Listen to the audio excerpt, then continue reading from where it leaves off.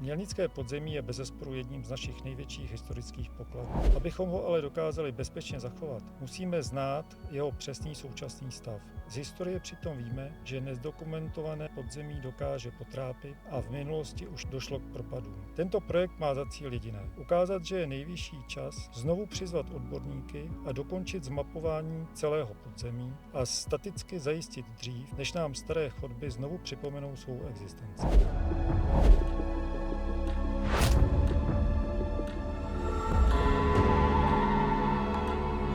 Koncem 19. století došlo k propadu v Husově ulici. Tam se dokonce propadl povoz i s koňma. Pak je pracně dostávali ven a to byl takový první vlastně impuls k tomu, že si lidi uvědomili, že město je podsklepený i na místech, kde to nikdo nečekal. Když se potom díváme na pozdější mapy toho výzkumu podzemí, tak vlastně vidíme, že řada těch sklepů zabíhá buď pod náměstí, anebo pod ulice. A pod sousední domy taky. Nebo pod sousední domy. Protože sklepy nebyly využívány už na ty účely, kvůli kterým byly postaveny nebo vyhloubeny v tom 13. století. To znamená, Mělník byl vlastně vinařské město a je do dneška. A ty sklepy byly využívány vlastně hlavně na tu vinařskou výrobu. Taky tam lidi skladovali potraviny, protože to bylo studený. Potom, když byly ty války a těch tady bylo dost, tak se tam schovávali. No, protože Mělník byl obléhán v každém století vlastně nějakými cizími vojsky. Nejhorší to bylo v 16. století, když byla 30letá válka. Tak ten Mělník vlastně byl několikrát obsazen.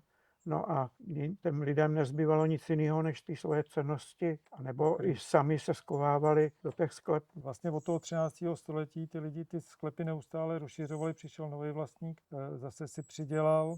Jo, a takhle postupně se propojovali, jak je to tady na té mapě vidět, několik pater pod sebou a je tady hodně zazdívek, ale některé ty zazdívky ani nebyly nalezeny. Jo. Já jsem třeba nalez zazdívky a další podzemní prostory, který tady třeba u Bránka to není, jako je Zelený lípy a u těch dalších domů, ať už je to u Bažanta nebo dalších, tak jak vybíhají ty sklepy pod to náměstí. A to jsou právě ty nebezpečné místa, kde to zase může hrozit tím propadem, jako se to propadlo tady před Jitexem nebo před radnicí. A proto by bylo dobré v tom pokračovat, kdyby se to dozaměřilo. Tady se třeba objevily další v oblasti sklepy, je tam zazdívka pod náměstí. Tam je potřeba poslat i od města statika, aby se na to podíval, a je potřeba pokračovat v tom mapování zase, protože tam bylo asi 30 let mezi 70. Ty jsi říkal 72. roce, já si na to pamatuju, to zaměřoval doktor Vladimír Havelka. Samozřejmě měl spolupracovníky další. A protože v té době ještě neměli takovou vyspělou techniku měřící, nebo neměli laserové zaměřování nebo takové věci, takže oni v tom pokračovali až po roce 2000 znovu. Po 30 letech vlastně. No a doplňují se ty neprobádané prostory. Ovšem také závisí na tom, protože v dnešní době je všechno v soukromém vlastnictví. Aby ten vlastník vycházel vstříc a umožnil těm pracovníkům, kteří to zkoumají, prostě přístup.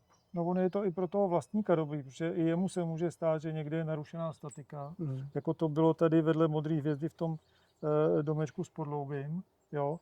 A tam samozřejmě je potřeba potom to staticky zajistit, a kdyby to bylo domapované, kdyby se v tom pokračovalo a prošel to celý statik, tak se sníží to riziko toho propadu anebo poškození některého z těch domů.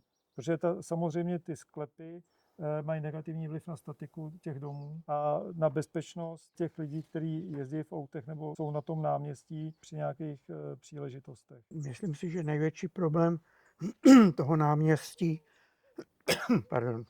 je, že ty sklepy, i když jsou docela hluboko, ale když tam přijede těžká technika, tak nikdo neví, co se s těma klembama může stát, anebo oni někde klemby nejsou, je to vytesáno v té opuce. Tady jsou různé horniny na Mělníku, tak nikdo neví přesně, jakým způsobem to vyhloubili. Myslím, ty nepřístupné zatím prostory. Když to začínalo, tak to tady na té prohlídkové trase, tak tam jsou ještě ty otisky těch kutnohorských havířů. Už máš pravdu v tom, že pokud by došlo zase k propadům, tak pro to město je to daleko větší investice, než když si to nechá domapovat a staticky prohlídnout, jestli někde něco takového nehrozí, protože se to dá udělat předtím, než se něco stane. Ale to musí vědět, kde takový problém hrozí. No tak teďka záleží na tom, my jsme městu navrhli, nebo někdo příslušný, zda by bylo možné pokračovat v tom výzkumu podzemním. Mimochodem, každý ten dům má ty sklepy ve 3D zakreslený. Jo. To město nechalo udělat. Rozdalo to těm vlastníkům, který teda ty sklepy zpřístupnili. Současný nebo nový vedení města by mělo provést kreslení těch zatím nezmapovaných částí podzemí a staticky to nechat prohlédnout, aby těm propadům už nedocházelo.